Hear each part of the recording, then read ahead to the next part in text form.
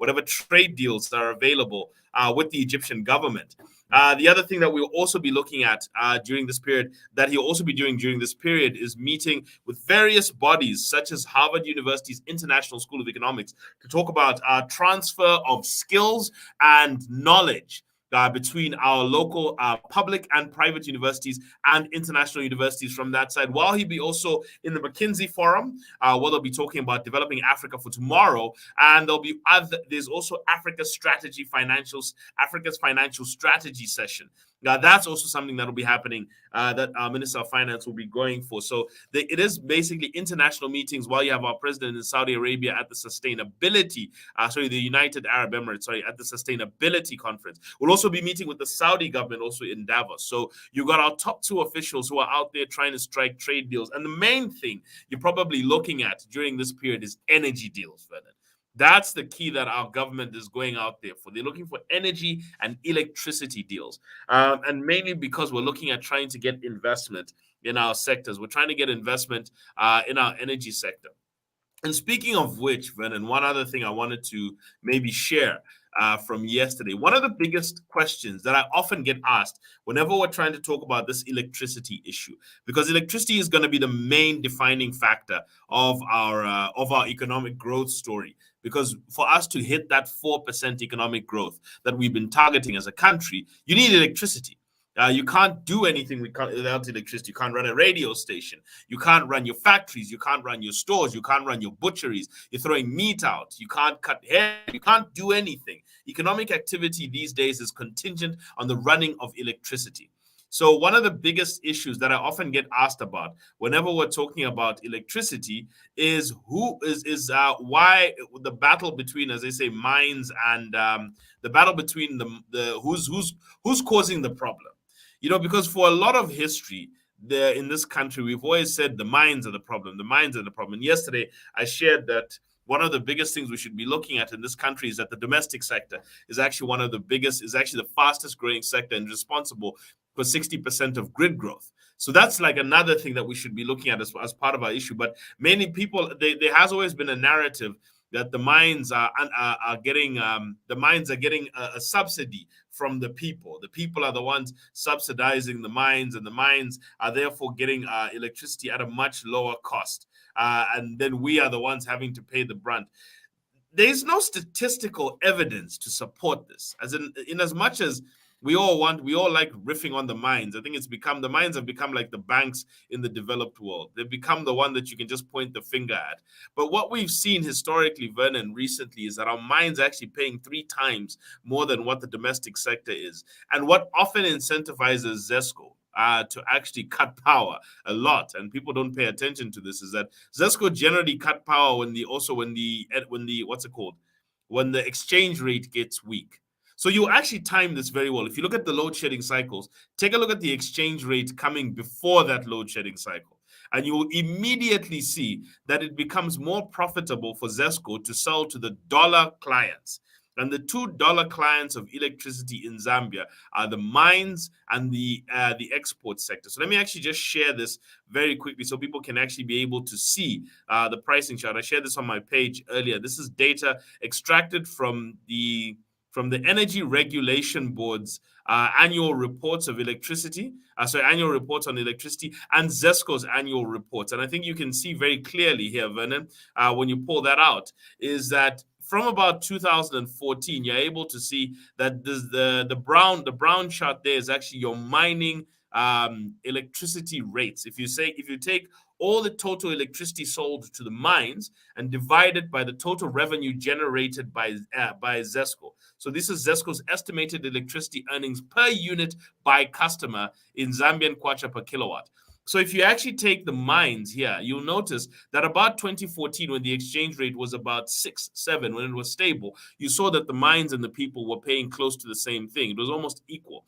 Now, what you've noticed, when the exchange rate gets weaker up to 2016, the mines pick up more.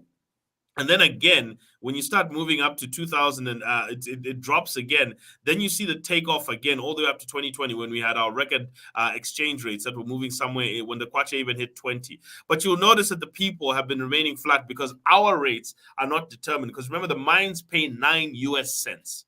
That's the basic part of it. Your mines pay about 9 US cents for electricity, while your people pay a rate that's determined by the tariffs. So you'll notice that there is no statistical evidence to back this assertion that our mines are the biggest problem. Actually, ZESCO prefers to sell electricity to the mines because it makes more money.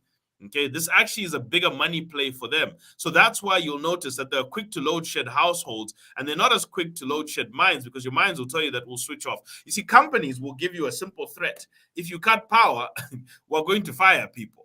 That's all companies will tell you. If you cut the power, we're going to fire people, and then you'll have an unemployment problem to deal with instead of just dealing with an electricity problem, which is now double the trouble for the government. So they don't want to touch these big companies. While simultaneously, you often find the export sector is also buying in dollars. So whenever you see a weaker currency and economic growth that preceded that weaker currency, two things are going to happen. Water resources are going to get scarce, and then ZESCO is going to prioritize the mining clients and the export clients over the people of the country. And that's why I keep saying, Vernon, if you want economic growth to be sustained, we need to find alternative self-generation solutions in this country. I'm going to keep stressing this point, because when I even first came to Money FM back in 2018, when we first started, this is an issue I've been pointing at from the beginning, that grid stress is the biggest deterrent, is the biggest stopping point for Zambian economic growth. You cannot grow an economy if every single time your economy passes 4% GDP or your currency goes down, you start having to load shed critical parts of the economy that are going to grow.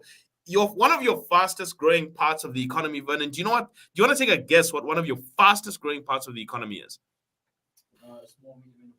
Small medium enterprise, ICT, my friend.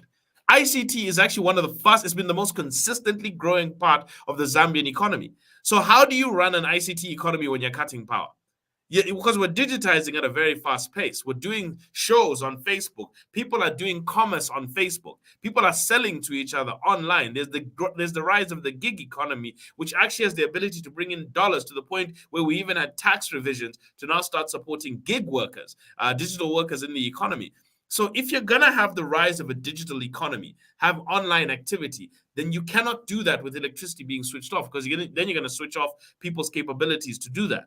So the fastest growing parts of your economy, or the most consistently growing parts of your economy, have actually been the digitization of our economy. The fastest growing part of our financial sector has been the digital finance sector and the transactions that have been happening on there, especially even with mobile money, for example. These are areas that are important. So this is why I keep stressing this point of electricity, and why our head honchos are out there trying to strike as many energy deals.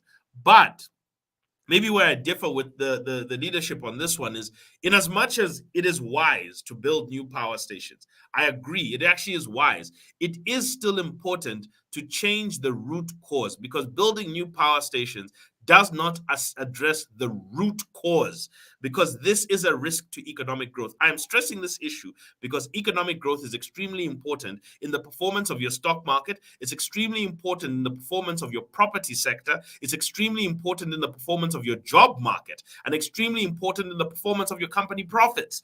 Okay, the entrepreneurship sector, the property sector, the job sector, and the stock market are all dependent on a strong growing economy, and they struggle when you start having grid stress mixed with global economic issues. So these are just some issues that I wanted to stress out here before we start this next session. Now, Vernon, getting into some of the major news on the market in terms of the data and statistics.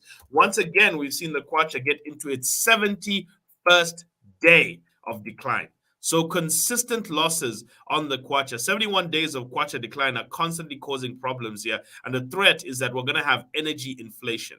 While simultaneously, you've also got the global oil price still, though oil is now sitting at, though oil is now starting to tread around this 85 point, because I do think that's the neutrality price. That's the global neutrality price of oil itself. You are seeing that our FX rate is adding to the problem. It's compounding to the issues that are at hand. So I think these are some of the things that we're going to be facing. I doubt we're going to see a fuel reduction again, unless maybe we're trying to look at the calculation of the structural changes that were made. But estimates are already showing that we may not see a fuel reduction. But remember, these are estimates. So we have a global crude price of 84.79. 84.79 is actually still a bit higher than the previous year, but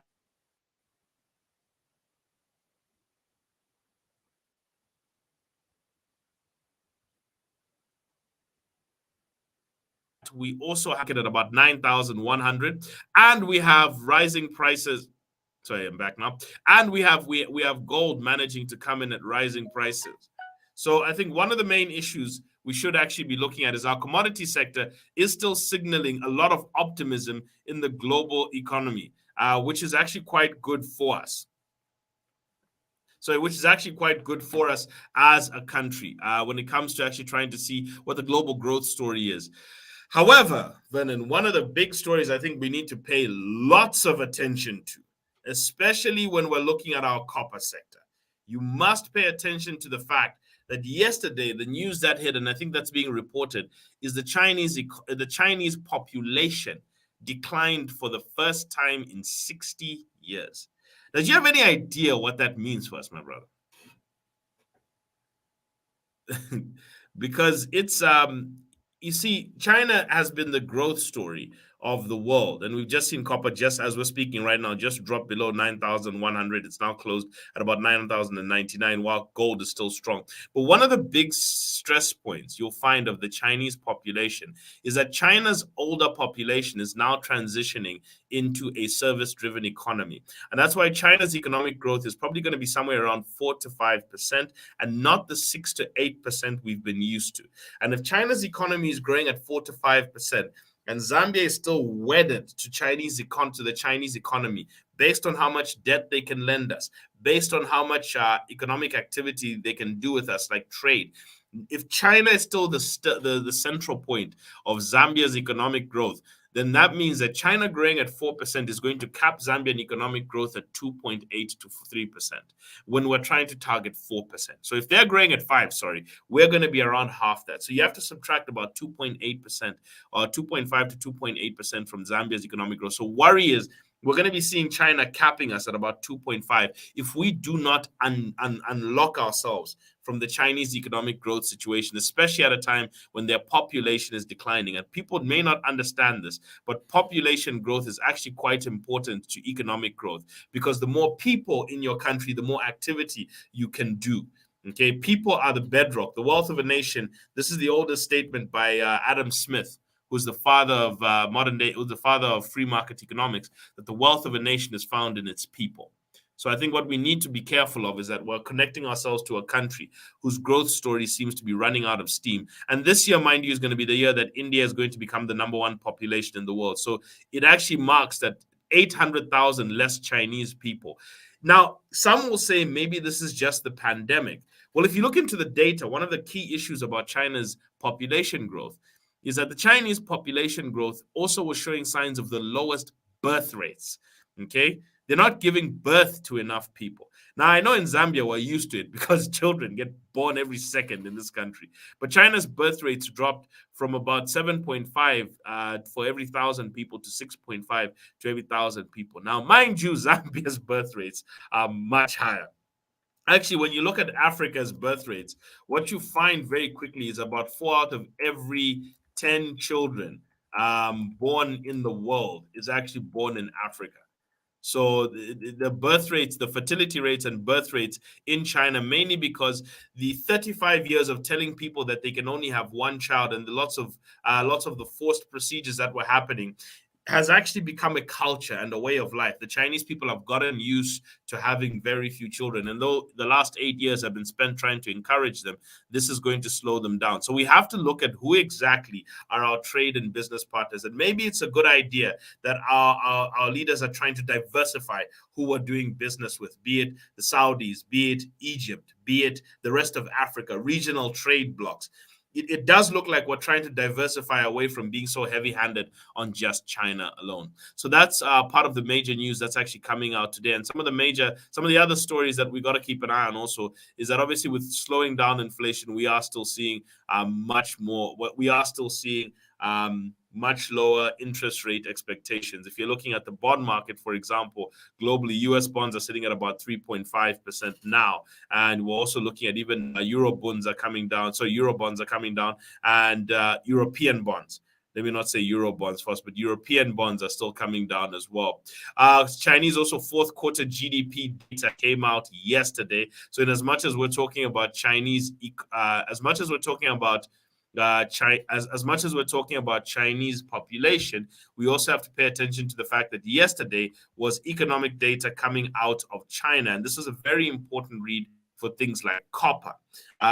You're seeing GDP data yesterday showed that the Chinese economy, fourth quarter, 2.9%.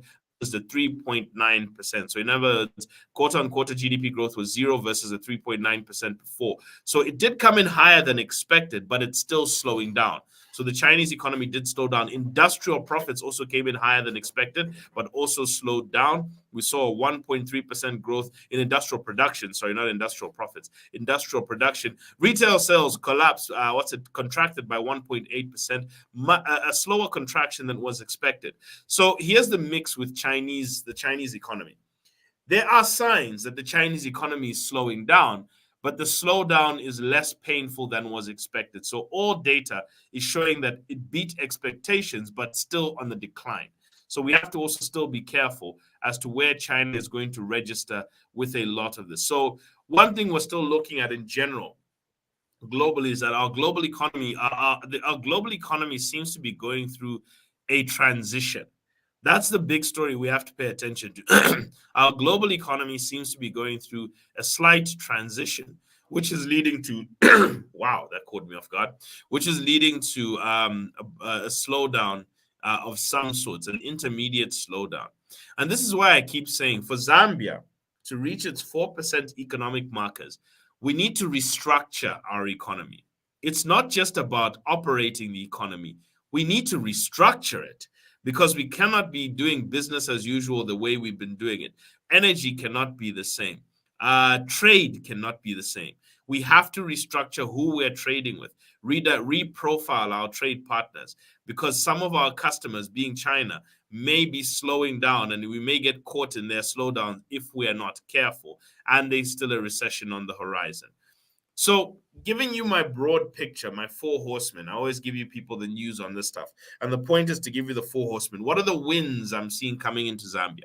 One, we are seeing that the global economy still showing signs of a slowdown, but the slowdown seems to be less harsh than we expected. So some signals of a less painful slowdown are kicking in. The second thing that we need to pay attention to with our economy, with the global economy, is that inflation signs are still showing that they're declining.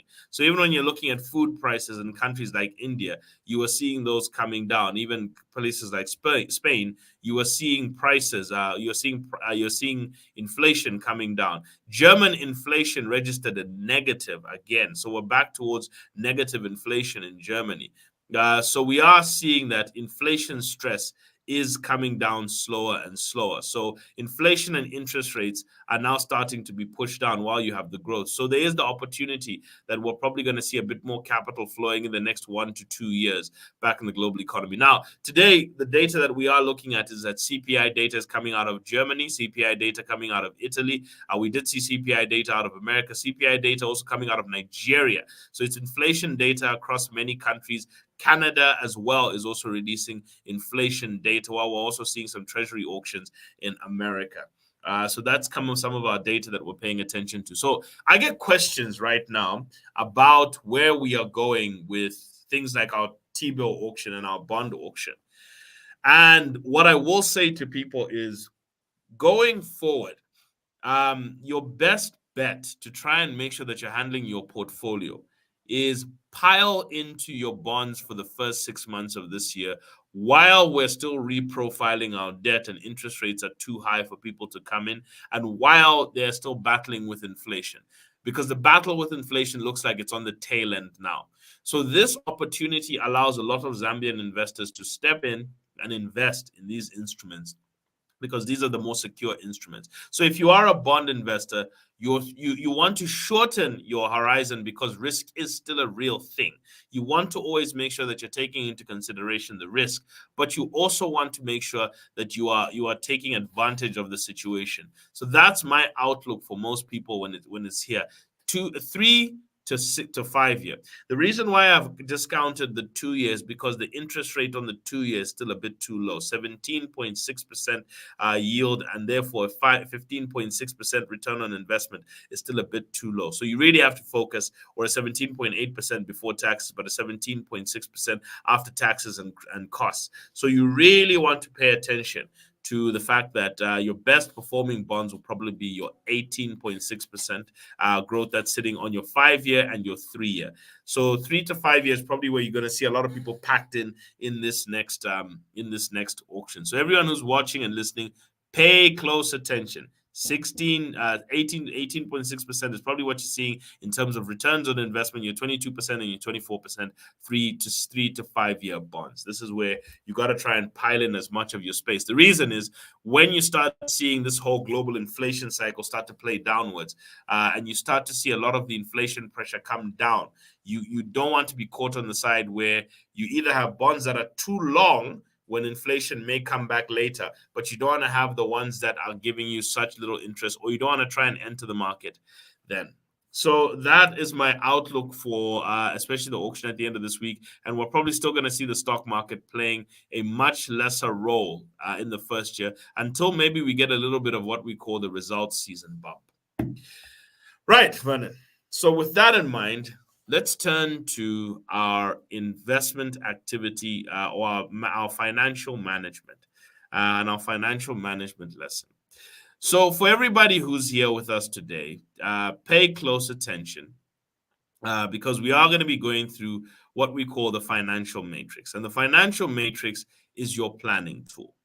So the financial matrix, basically, one of the problems a lot of people have is trying to set financial goals that actually match the questions of starting where they are, doing what they can, and using what they've got. Okay, so what ends up happening is they set financial goals which either strain them too much, or they set financial goals that don't take them anywhere. So one of the reasons what people need right now is a map, a behavioral map, and a structural financial map that'll take them in the direction that they're looking for. Now, my mission as a financial advisor is to give as many people a simplified investment journey. Okay, that is my mission. That's why I always call it easy investing. Easy investing doesn't mean it's effortless. It means we make investing and financial management easy by educating people, advising them, structuring them, and helping them find their yes factor, the thing that is driving them. Okay, that's really what we're looking for. So the main thing I'm looking at here in the financial matrix is offering you a map. Now, I know many of you have tried to do New Year's resolutions and plans and financial goals, and you're trying to figure yourself out. But really, what ends up happening with many people is that they start messing themselves up pretty poorly because their financial goals are all wrong.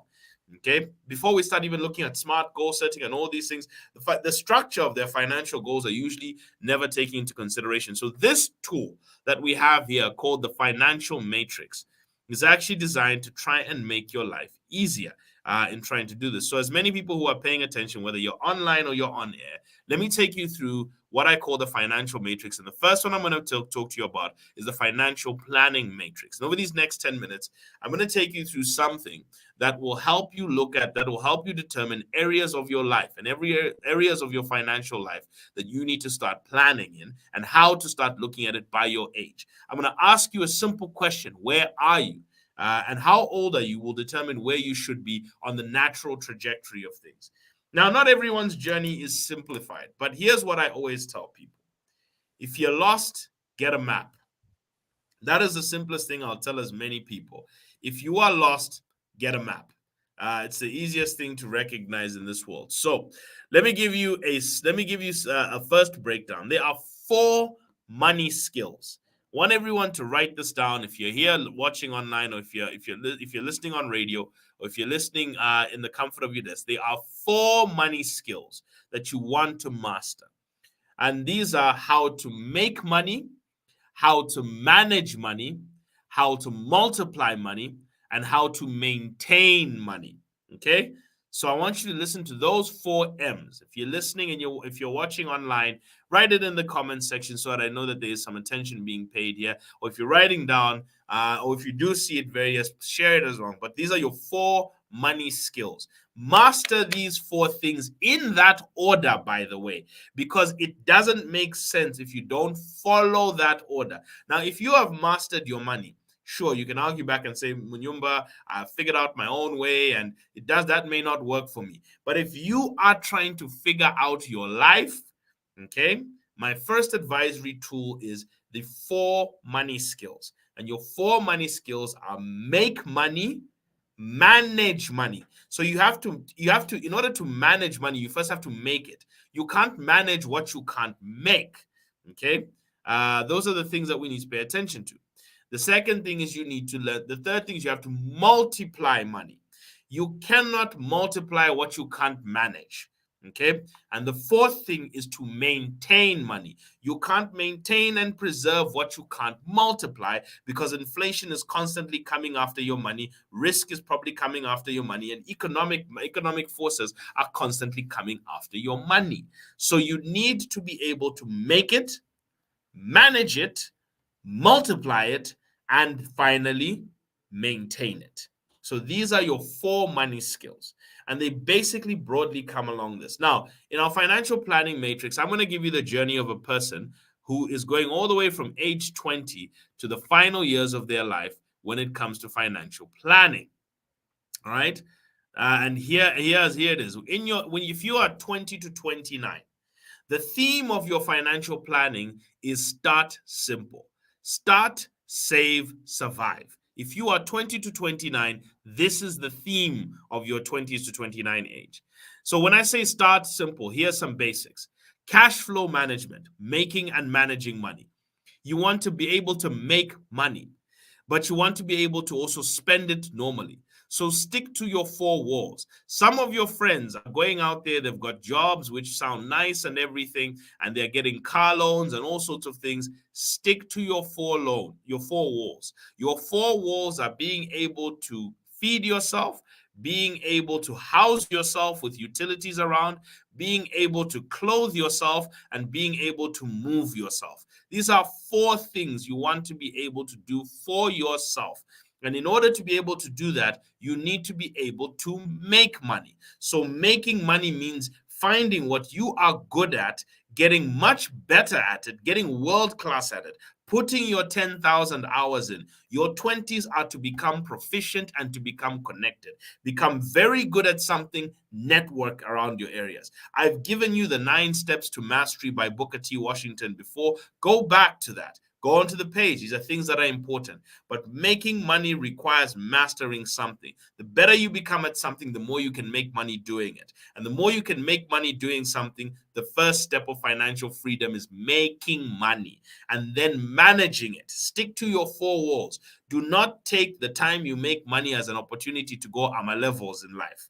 That is the time to start going AMA levels with your savings, but not with your lifestyles. Always slow down your lifestyle. So avoid silly, lavish expenditures. Have inexpensive, debt-free memories. Do fun things that are youthful, but don't get it caught in that rap lifestyle that we have sold to this generation of pop bottles, turn liquor upside down and stunt to the world that you're on top of the world. You are not. You are in your 20s. You are not on top of anything. Okay, no one in their 20s is on top of anything. Okay, you haven't put in enough time. You're just lucky at where you are, but you are not on top of anything, and it's not up to you to try and show the world how you are. So forget that whole I'm on top of the world and number one and everything. Switch off what is being shown to you and live mainly on where you are. Focus on it. And the one trick you want to learn in your 20s is save before you spend. If you master that, this is a mistake we all made in our 20s that we didn't get right, but later on we understand it. Get on forced scarcity. Start saving money before you spend it. Okay, it's difficult. That is not an easy thing, but it is the best thing for you. So you have to try and strive to do it. Save your money first before you can spend it. The second thing you want to do is start looking at risk. Basic health insurance when you're in your 20s. NEMA may be your friend in your 20s, people. That stuff, especially if you're a 20-year-old who's a gig worker or you're an entrepreneur, which is on the rise. Self-employment is starting to be on the rise. That is your friend. Fancy health insurance is not your friend. Basic health insurance is your friend. during that period. Okay. The second thing you also want to look at is getting about 2,000 to 5,000 kwacha saved in the bank. We have the 52-week money challenge. It's the best way for you to do it. Okay. Start looking at getting your first 2,000 to 5,000 kwacha saved in cash, and start looking at eventually building that 3 to 6 month emergency fund so that you can get yourself to the stability phase of the 8 levels of wealth we talked about last time. So this is your covering. Now, the biggest tricking point in your life is going to be debt. You can't multiply money if you're going into debt. So we've talked about making money. Now we're trying to talk about your debt part, which is how to manage it. Compound interest is your friend, but it can be your worst enemy. Compound interest is your best asset when you're investing, but it is your destructive force when you are borrowing. So you've got to be very careful. And there are 5 loans you're going to watch out for in your 20s. 1, student loans. Too many of you do not realize you're coming out of college with student debt. Okay? I'm just telling you these numbers, people. The average UNZA degree is now coming out somewhere between 100 to 150,000 kwacha. The interest rate on that loan is 15 years. It's a 10-year loan. You are going to be paying double that amount over that period of time. So the first 10 years of your life, watch out for student debt. When you're in school, take side gigs, pay down whatever you can. You have a year, but make sure also you are getting a degree that is going to be able to generate money. If you are going to borrow money to go to school, do not go and borrow money to go and do something that you can't be able to repay, because you need an income to be able to repay back that loan. So don't go and just go for the college experience. It is debt. Okay, parents who are out there, please, if you can, start saving as early as you can for your kids, because 10 years of them trying to pay off a student loan will make it impossible for them to be able to start their lives independently. They will suffer to be independent money earners. The next kind of debt you're dealing with is consumer credit. Because we are in a show-off culture, we borrow for things per month end and all sorts of things, and we're trying to round up on this part. Car loans, avoid them like the plague. Don't start going into car loans. Save as much as you can. Get your first small little beat up car if you can. Those of you who are getting married, don't get married on credit. It is the worst thing you can do. Okay, it's to start your life off. Firstly, you're going to ruin your marriage, and then you're going to try and get married on credit. You're going to ruin your life doing this. And business debt, start your businesses with your savings so that you can make hard financial decisions using your money and not someone else's money. And simply in your 20s, tax planning, use simple resources, go to ZRA seminars. And then if you're estate planning, look, if any assets are built up, who are the people who can benefit from it? You probably don't have kids, and you probably just need to use basic templates. We're going to go through this tomorrow. Okay, so I want you all to tune into this tomorrow, because we're going to be traveling through the financial matrix tomorrow in terms of age 30 all the way to 60. So this week, I really want to focus on the financial matrix for every decade. So if you're in your 20s, start, save, survive. It's that simple. Keep it simple, but just start. And that is the financial advisory corner for today. All right, thank you so much, Mthole, for that insight regarding money issues today on Money FM, Behind the Markets. Thank you very much. Have a wonderful day.